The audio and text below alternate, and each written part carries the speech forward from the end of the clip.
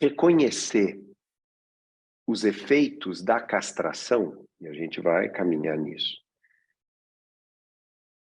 Admitir, não sem uma certa dor, que os limites do corpo são muito mais estreitos do que os limites do desejo,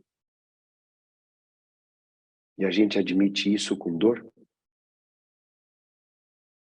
é aquilo que nos orienta a respeito da incidência da castração justamente sobre o desejo. Sobre o desejo em suas relações com os objetos.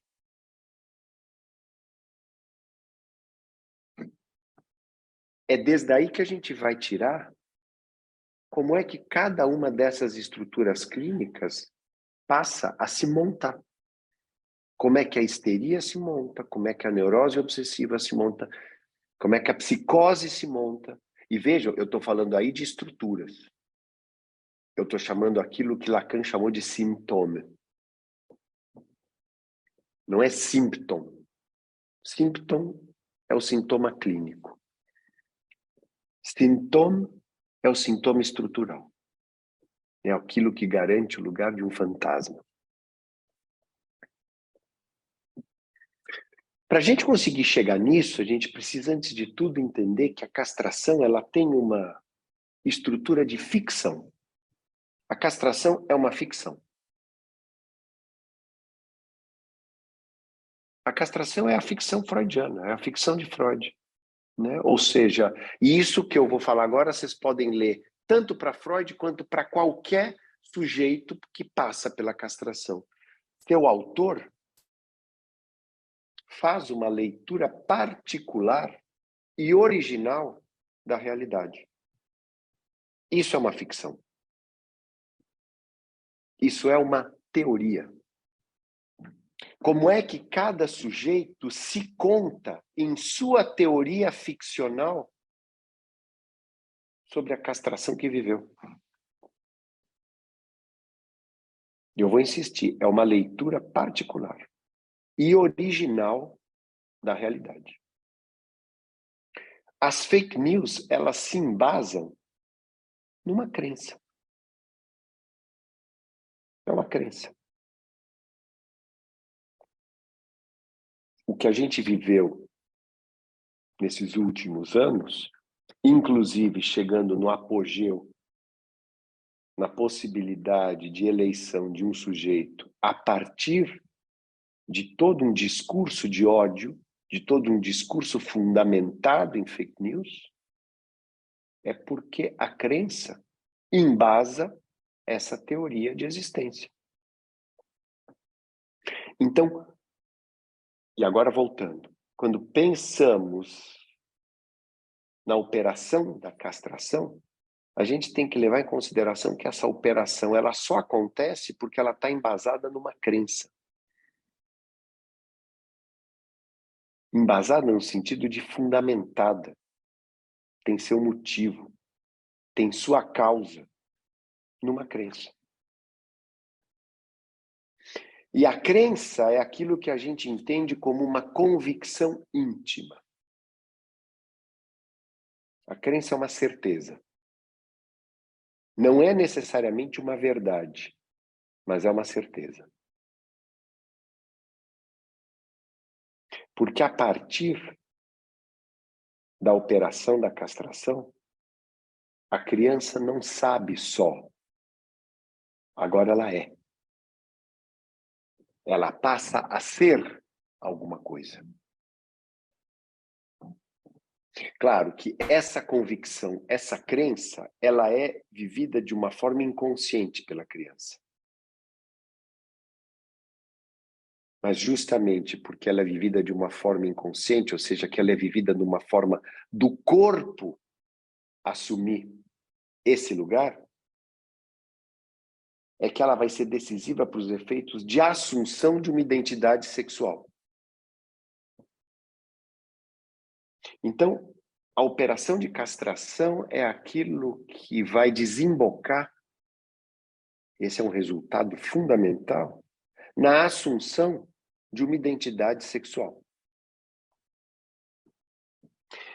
E aí a gente precisa, o tempo todo, né, ir cotejando esses pontos dentro do conceito para que a gente possa entender o que Freud está chamando disso. O que Freud chama de identidade sexual? A identidade sexual para Freud é aquilo que enlaça um modo de uma erótica em relação aos objetos do desejo. É um modo, então, de enlaçamento erótico com os objetos do desejo. Enlaçamento erótico é enlaçamento daquilo que se faz em relação. Isso chega a parecer óbvio quando a gente está no campo da neurose, porque no campo da neurose eu muitas vezes consigo aquilo que eu desejo. Consigo determinar aquilo que eu desejo. Aliás, porque para a psicanálise, desejo e querer são coisas distintas. É por isso que as pessoas vão para uma análise, por isso que as pessoas vão para uma terapia. Porque elas querem conhecer melhor aquilo que elas desejam, a partir daquilo que elas querem. Porque não necessariamente aquilo que eu quero é aquilo que está na base do meu desejo.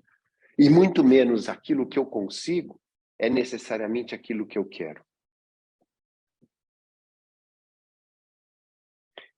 Eros, para Freud, como para os gregos, é tudo aquilo que faz laço.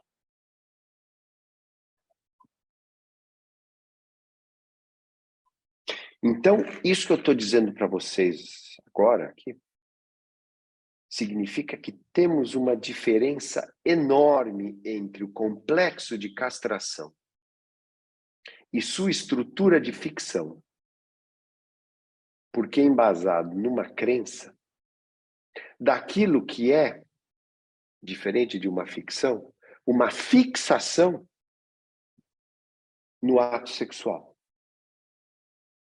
Naquilo em que Freud, de algum modo, ficou estigmatizado.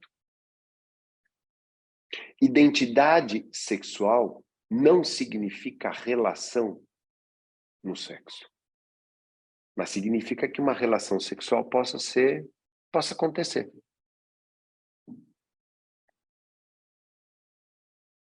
Para o neurótico, isso é muito comum. Para o psicótico, isso é um problema. Um enorme problema. Fazer laço. Ter eros.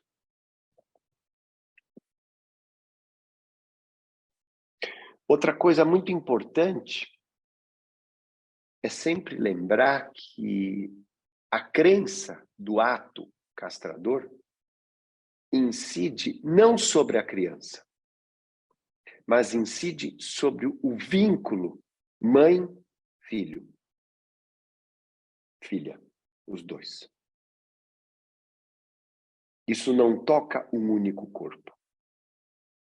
Isso toca um corpo entre. Se eu perguntar para vocês, o cordão umbilical é da mãe ou é da criança?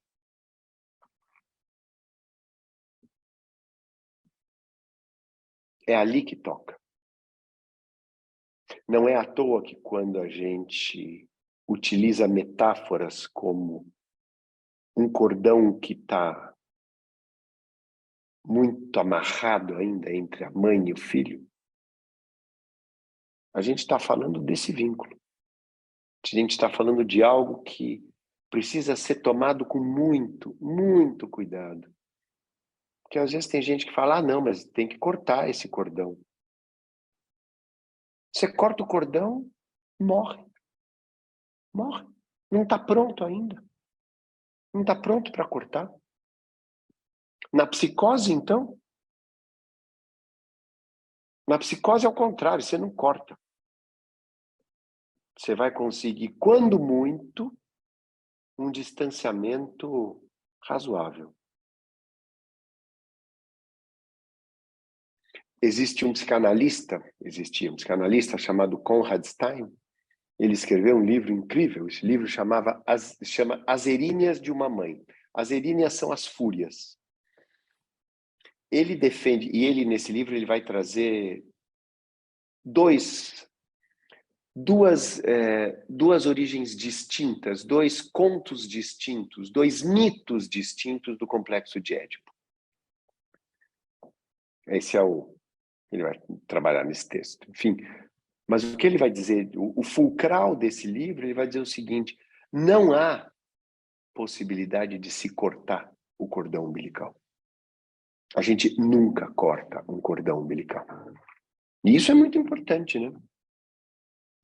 Porque essa sempre vai ser a relação do sujeito com a mãe, que é muito mais do que a figura da genitora. É com o corpo. É literalmente com o corpo.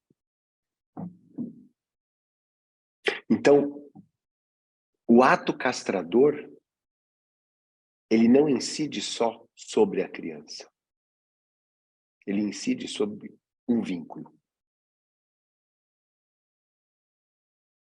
E é justamente desse vínculo que parte isso que a gente chama de um erótico, de uma erótica dos vínculos.